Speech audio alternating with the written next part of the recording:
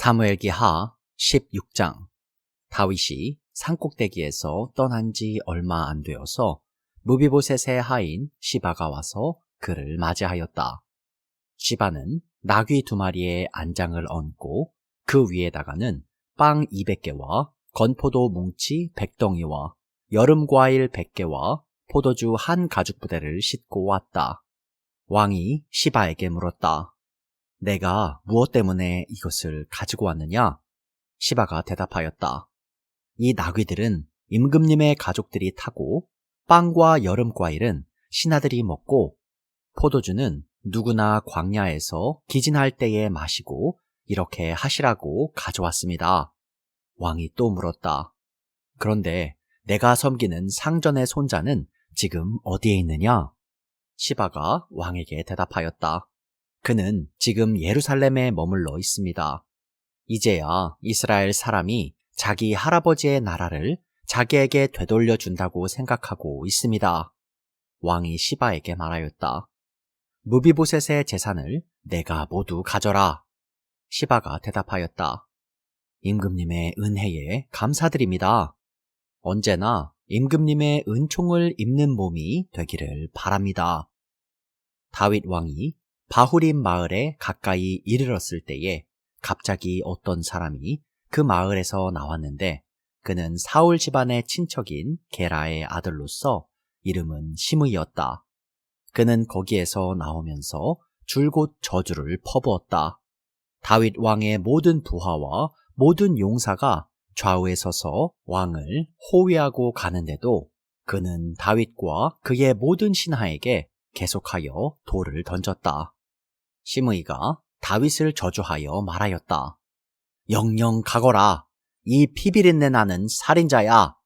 이 불안당 같은 자야. 내가 사울의 집안 사람을 다 죽이고 그의 나라를 차지하였으나 이제는 주님께서 그 핏값을 모두 너에게 갚으신다. 이제는 주님께서 이 나라를 너의 아들 압살롬의 손에 넘겨주셨다. 이런 형벌은 너와 같은 살인자가 마땅히 받아야 할 재앙이다. 그러자 수르야의 아들 아비새가 왕에게 아뢰었다. 죽은 개가 높으신 임금님을 저주하는데 어찌하여 그냥 보고만 계십니까? 제가 당장 건너가서 그의 머리를 잘라버리겠습니다. 왕은 대답하였다. 수르야의 아들아, 나의 일에 너희가 왜 나서느냐? 주님께서 그에게 다윗을 저주하라고 분부하셔서 그가 저주하는 것이라면 그가 나를 저주한다고 누가 그를 나무랄 수 있겠느냐? 그런 다음에 다윗이 아비새와 자기의 모든 신하에게 말하였다. 생각하여 보시오. 나의 몸에서 태어난 자식도 나의 목숨을 노리고 있는데 이러한 때에 하물며 저 베냐민 사람이야 더 말해 무엇하겠소? 주님께서 그에게 그렇게 하라고 시키신 것이니 그가 저주하게 내버려 두시오. 혹시 주님께서 나의 이 비참한 모습을 보시고 오늘 시므이가 한 저주 대신에 오히려 나에게 좋은 것으로 갚아주실지 누가 알겠소? 다윗과 그 부하들은 계속하여 길을 갔다. 그래도 시므이는 여전히 산비탈을 타고 다윗을 따라오면서 저주하며 그 곁에서 돌을 던지고 흙먼지를 뿌렸다. 왕과 그를 따르는 온 백성이 요단강에 이르렀을 때에 그들은 매우 지쳤으므로 거기에서 쉬면서 기운을 되찾았다. 압살롬은 그를 따르는 이스라엘 백성의 큰 무리를 거느리고 예루살렘으로 입성하였으며 아히도벨도 그와 함께 들어왔다. 그때에 다윗의 친구인 아렉 사람 후세가 압살롬을 찾아와서 압살롬을 보고 임금님 만세! 임금님 만세! 하고 외쳤다. 그러자 압살롬이 후세에게 물었다. 이것이 친구를 대하는 그대의 우정이요? 어찌하여 그대의 친구를 따라서 떠나지 않았소? 후세가 압살롬에게 대답하였다. 그렇지 않습니다. 오히려 저는 주님께서 뽑으시고 이 백성과 온 이스라엘 사람이 뽑아 세운 분의 편이 되어서 그분과 함께 지낼 작정입니다. 제가 다른 누구를 또 섬길 수 있겠습니까? 당연히 부왕의 아드님을 섬겨야 하지 않겠습니까? 그러므로 제가 전에 부왕을 섬긴 것과 같이 이제는 임금님을 섬기겠습니다. 압살롬이 아히도벨에게 물었다. 이제 우리가 무슨 일부터 해야 될지 의견들을 내어보시오. 아히도벨이 압살롬에게 말하였다. 부왕이 왕궁을 지키라고 남겨둔 후궁들과 동침하십시오. 이렇게 임금님께서 부왕에게 미움받을 일을 하였다는 소문을 온 이스라엘이 들으면 임금님을 따르는 모든 사람이 더욱 힘을 낼 것입니다. 그리하여 사람들이 옥상 위에 압살롬이 들어갈 장막을 차려주니 온 이스라엘이 보는 앞에서 압살롬이 자기 아버지의 후궁들과 동침하였다. 사람들은 아히도벨이 베푸는 모략은 무엇이든지 마치 하나님께 여쭈어서 받은 말씀과 꼭 같이 여겼다. 다윗도 그러하였지만 압살롬도 그러하였다. 사무엘기 하 17장. 아히도벨은 압살롬에게 또 이와 같이 말하였다. 부디 내가 12,000명을 뽑아서 출동하여 오늘 밤으로 당장 다윗을 뒤쫓도록 허락하여 주십시오. 그가 지쳐서 힘이 없을 때에 내가 그를 덮쳐서 겁에 질리게 하면 그를 따르는 모든 백성이 달아날 것입니다. 그때에 내가 왕만을 쳐서 죽이면 됩니다. 그렇게만 되면 내가 온 백성을 다시 임금님께로 돌아오게 할 수 있습니다. 아내가 남편에게 돌아오듯이 백성이 그렇게 임금님께로 돌아올 것입니다. 임금님께서 노리시는 목숨도 오직 한 사람의 목숨입니다. 나머지 백성은 안전할 것입니다. 압살롬만이 아니라 이스라엘의 모든 장로도 이 말을 옳게 여겼다. 그러나 압살롬은 아렉 사람 후세도 불러다가 그가 하는 말도 들어보자고 하였다. 후세가 압살롬에게 오니 압살롬은 그에게 아히도벨이 한 말을 일러주고서 그 말대로 해야 할지 말아야 할지를 묻고 또 다른 의견이 있으면 말하라고 하였다. 후세는 압살롬에게 아히도벨이 베푼 모략이 좋지 않다고 말하고 그 까닭을 설명하였다. 임금님의 부친과 그 신하들은 임금님께서 잘 아시는 바와 같이 용사들인데다가 지금은 새끼를 빼앗긴 들녘의 곰처럼 무섭게 화가 나 있습니다. 더구나 임금님의 부친은 노련한 군인이어서 밤에는 백성들과 함께 잠도 자지 않습니다. 틀림없이 그가 지금쯤은 벌써 어떤 굴속이나 다른 어떤 곳에 숨어 있을 것입니다.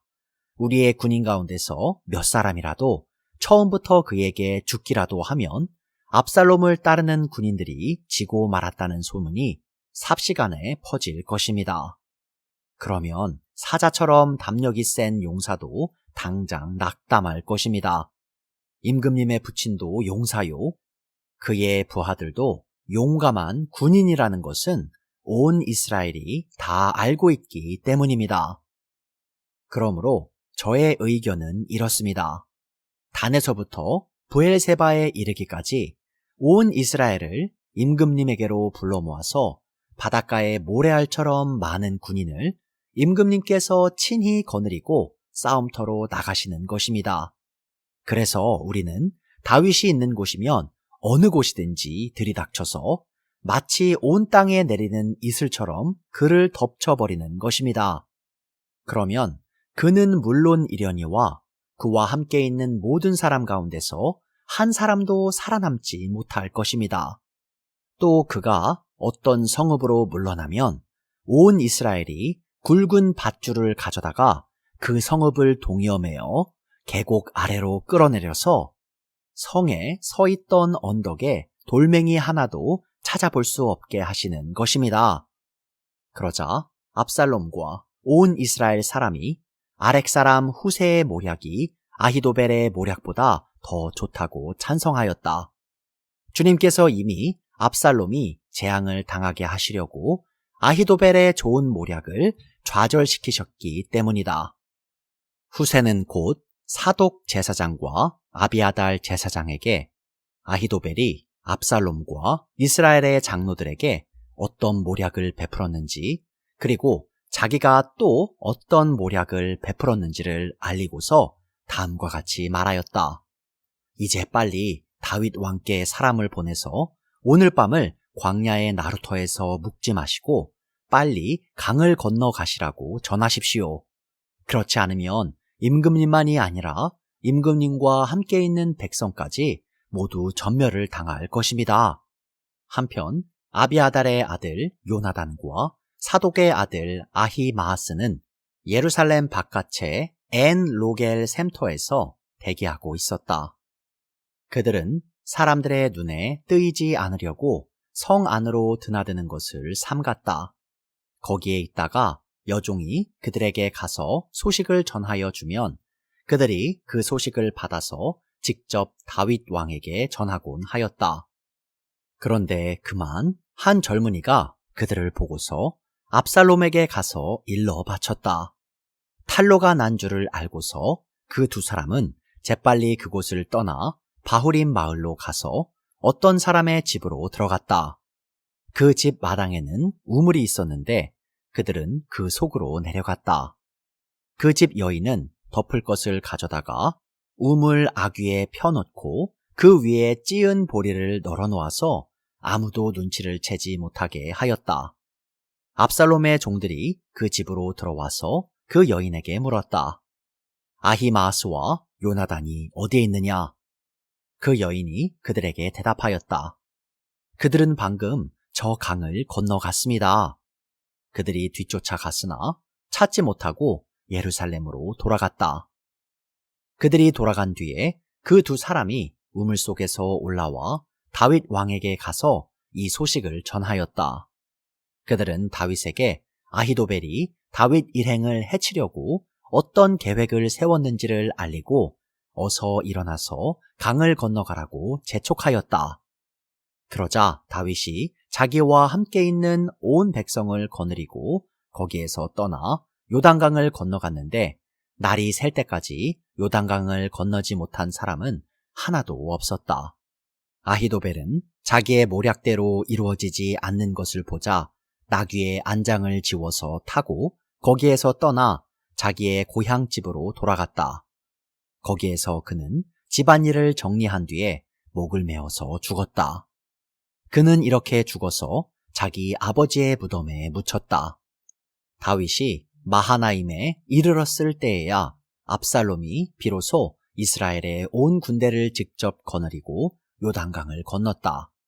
압살롬은 요압 대신에 아마사를 군 지휘관으로 세웠는데 아마사는 이드라라는 이스마엘 사람의 아들이다. 이드라는 나하스의 딸 아비갈과 결혼하여 아마사를 낳았는데 아비갈은 요압의 어머니 수르야의 여동생이다. 이렇게 온 이스라엘과 압살롬이 길르앗 땅에 진을 쳤다. 다윗이 마하나임에 다다르니 암몬 족속의 도성 라빠에서 나하스의 아들 소비가 찾아오고 로데발에서는 암미엘의 아들 마길이 찾아오고 로글림에서는 길르앗 사람 바르실레가 찾아왔다. 그들이 침대와 이부자리와 대야와 질그릇도 가지고 오고 밀과 보리와 밀가루와 볶은 곡식과 콩과 팥과 볶은 씨도 가지고 왔다. 그들은 그 많은 사람이 광야에서 굶주리고 지치고 목말랐을 것이라고 생각하고서 꿀과 버터와 양고기와 치즈도 가져다가 다윗과 그를 따르는 사람들에게 주었다. 사무엘기하 18장. 다윗은 자기와 함께 있는 백성을 점검하여 보고 그들 위에 천부장들과 백부장들을 세웠다. 다윗은 또 모든 백성을 세 때로 나눈 뒤에 3분의 1은 요압에게 맡기고 또 3분의 1은 수르야의 아들이며 요압의 동생인 아비새에게 맡기고 나머지 3분의 1은 가드 사람 이때에게 맡겼다. 그런 다음에 왕이 온 백성에게 자기도 그들과 함께 싸움터로 나가겠다고 선언하니 온 백성이 외쳤다. 임금님께서 나가시면 안 됩니다. 우리가 도망을 친다 하여도 그들이 우리에게는 마음을 두지 않을 것이며 우리가 절반이나 죽는다 하여도 그들은 우리에게 마음을 두지 않을 것입니다. 임금님은 우리들 10,000명과 다름이 없으십니다. 그러니 임금님은 이제 성 안에 계시면서 우리를 도우시는 것이 더 좋겠습니다. 그러자 왕은 그들의 의견을 따르겠다고 말하고 성문 곁에 서 있으니 온 백성이 100명씩 1000명씩 부대별로 나아갔다. 그때 왕이 요압과 아비새와 이때에게 부탁하였다. 나를 생각해서라도 저 어린 압살롬을 너그럽게 대하여 주시오. 왕이 압살롬을 너그럽게 대하여 달라고 모든 지휘관에게 부탁하는 말을 온 백성이 다 들었다. 다윗의 군대가 이스라엘 사람과 싸우려고 들녘으로 나아가서 에브라임 숲속에서 싸움을 하였다. 거기에서 이스라엘 백성이 다윗의 부하들에게 패하였는데 그들은 그날 거기에서 크게 패하여서 20,000명이나 죽었다. 싸움이 온 땅 사방으로 번져나가자 그날 숲속에서 목숨을 잃은 군인이 칼에 찔려서 죽은 군인보다 더 많았다. 압살롬이 어쩌다가 다윗의 부하들과 마주쳤다. 압살롬은 노새를 타고 있었는데 그 노새가 큰 상수리나무의 울창한 가지 밑으로 달려갈 때에 그의 머리채가 상수리나무에 휘감기는 바람에 그는 공중에 매달리고 그가 타고 가던 노새는 빠져나갔다. 어떤 사람이 이것을 보고서 요압에게 알려주었다. 압살롬이 상수리나무에 매달려 있습니다. 요압이 자기에게 소식을 전하여 준 그 사람에게 물었다. 내가 그를 보았는데도 왜 그를 당장 쳐서 땅에 쓰러뜨리지 않았느냐? 그랬더라면 내가 너에게 은 10개와 띠 하나를 주었을 것이다. 그 사람이 요압에게 대답하였다. 비록 은 1,000개를 달아서 저의 손에 쥐어 주신다고 하여도 저는 감히 손을 들어 임금님의 아들을 치지 않을 것입니다. 임금님께서 우리 모두가 듣도록 장군님과 아비새와 이때에게 누구든지 어린 압살롬을 보호하여 달라고 부탁하셨기 때문입니다. 제가 임금님을 속이고 그의 생명을 해치면 임금님 앞에서는 아무 일도 숨길 수가 없기 때문에 장군님까지도 저에게서 등을 돌릴 것입니다. 그러자 요압은 너하고 이렇게 꾸물거릴 시간이 없다 하고 말한 뒤에 투창 새 자루를 손에 들고 가서 아직도 상수리나무에 한가운데 산채로 매달려 있는 압살롬의 심장을 꿰뚫었다. 요압의 무기를 들고 다니는 젊은이 10명도 모두 둘러싸고서 압살롬을 쳐서 죽였다. 그런 다음에 요압이 나팔을 부니 백성이 이스라엘 사람을 뒤쫓다가 돌아왔다. 요압이 백성에게 싸움을 그치게 하였기 때문이다. 그들은 압살롬을 들어다가 숲속의 깊은 구덩이에 집어던지고 그 위에다가 아주 큰 돌무더기를 쌓았다. 온 이스라엘 사람들은 도망하여서 저마다 자기 장막으로 돌아갔다.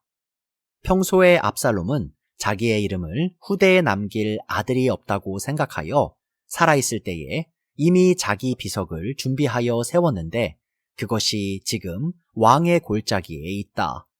압살롬이 그 돌기둥을 자기의 이름을 따서 불렀기 때문에 사람들은 그것을 오늘날까지도 압살롬의 비석이라고 한다. 그때에 사독의 아들 아히마아스가 요압에게 말하였다. 제가 임금님에게로 달려가서 주님께서 임금님을 원수에게서 구원하셨다는 이 기쁜 소식을 전하겠습니다. 그러나 요압이 말렸다. 오늘은 아무리 좋은 소식이라도 내가 전하여서는 안 된다. 너는 다른 날 이 소식을 전하여도 된다. 그러나 오늘은 날이 아니다. 오늘은 임금님의 아들이 죽은 날이다. 그리고는 요압이 에티오피아 사람에게 명령하였다. 내가 가서 본대로 임금님께 아뢰어라. 그러자 그 에티오피아 사람이 요압에게 절을 하고 달려갔다. 사독의 아들 아히마아스가 또다시 요압에게 말하였다. 저에게 무슨 일이 일어나도 좋으니 저도 저 에디오피아 사람과 같이 가서 보고할 수 있도록 허락하여 주십시오. 그러나 요압은 또 말렸다. 아히마아스야, 내가 왜 가려고 하는지 모르겠구나. 내가 가보아야 이 소식으로는 아무 상도 받지 못한다. 아히마아스가 또다시 말하였다. 저에게 무슨 일이 일어나도 좋으니 저도 가겠습니다. 요압이 그에게 말하였다. 그렇다면 더 말리지 않겠다. 아히마아스는 요단 계곡을 지나는 길로 달려서 그 에디오피아 사람을 앞질렀다. 그때에 다윗은 두 성문, 곧 안문과 바깥문 사이에 앉아 있었는데 파수꾼이 성문의 지붕 위로 올라가서 성벽 위에서 멀리 바라보고 있다가 어떤 사람이 혼자 달려오는 것을 보았다. 파수꾼이 큰 소리로 이 사실을 왕에게 알리니 왕은 혼자 오는 사람이면 좋은 소식을 전하는 사람이다 하고 대답하였다. 그 사람이 점점 더 가까이에 이르렀다. 파수꾼이 보니 또 한 사람이 달려오고 있었다. 파수꾼이 큰 소리로 문지기에게 또 한 사람이 달려온다 하고 외치니 왕은 그도 좋은 소식을 전하는 사람이다 하고 말하였다. 파수꾼이 또 알렸다. 제가 보기에 앞서서 오는 사람은 달리는 것이 사독의 아들 아히마아스가 달리는 것과 같습니다. 그러자 왕이 대답하였다. 그는 좋은 사람이니 좋은 소식을 전하러 올 것이다. 아히마아스가 왕에게 가까이 이르러서 평안하시기를 빕니다 하고 인사를 드리며 얼굴이 땅에 닿도록 왕에게 절을 하며 아뢰었다. 높으신 임금님께 반역한 자들을 없애버리시고 임금님께 승리를 안겨주신 임금님의 주 하나님을 찬양합니다. 왕이 그 어린 압살롬도 평안하더냐 하고 물으니 아히마아스는 임금님의 신하 요압이 이 종을 보낼 때에 큰 소동이 있었습니다마는 무슨 일인지는 모르겠습니다. 왕이 물러나서 곁에 서 있어라 하고 말하니 그는 곁으로 물러나서 서 있었다. 바로 그때에 그 에디오피아 사람이 들어왔다. 에디오피아 사람이 왕에게 아뢰었다. 높으신 임금님께 기쁜 소식을 가져왔습니다. 주님께서 오늘 임금님께 반역한 자들을 없애버리시고 임금님께 승리를 안겨주셨습니다. 왕이 에디오피아 사람에게 물었다.